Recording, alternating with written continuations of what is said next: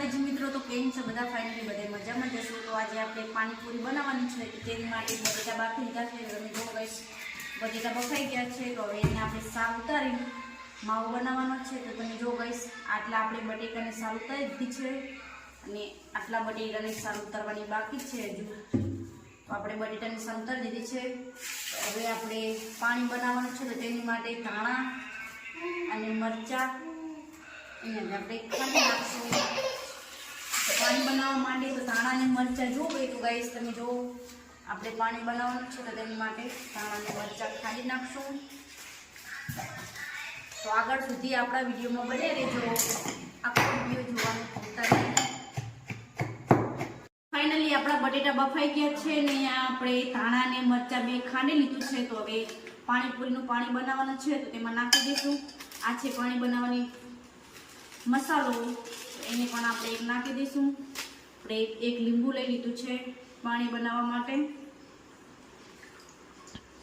આ છે પાણીપુરીનો કલર. જો ગાઈસ, પાણીપુરીનો કલર છે. અને આ છે લીંબુના ફૂલ.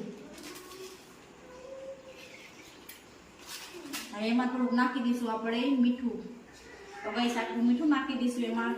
પછી આપણે એને મિક્સ કરી દઈશું.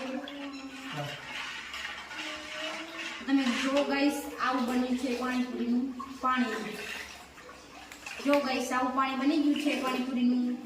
તો આપણે તો આજે ફાઇનલી પાણીપુરીની ફૂલ બાકા જેવી બોલાવવાની છે. ગાઈસ, તો તમે જોઈ શકો છો આપણે તેલ ગરમ થઈ ગયું છે ને હવે આપણે તળવાની છે પૂરી. તો જો આપણે પૂરી તળવાની છે. તેલ ગરમ થઈ ગયું મસ્તીનું.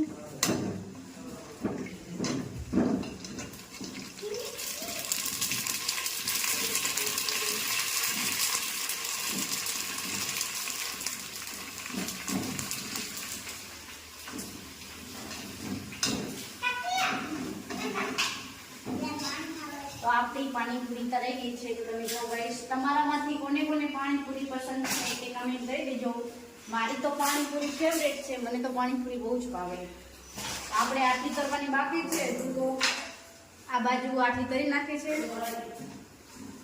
અને આજે તો આપણી ઘરે પાણીપુરીનો ફૂલ પ્રોગ્રામ છે અને આપણને તો પાણીપુરી બહુ જ ભાવે.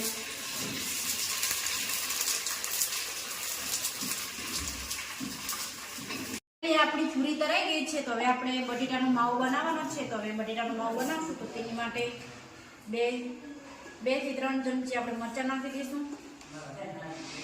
3 ચમચી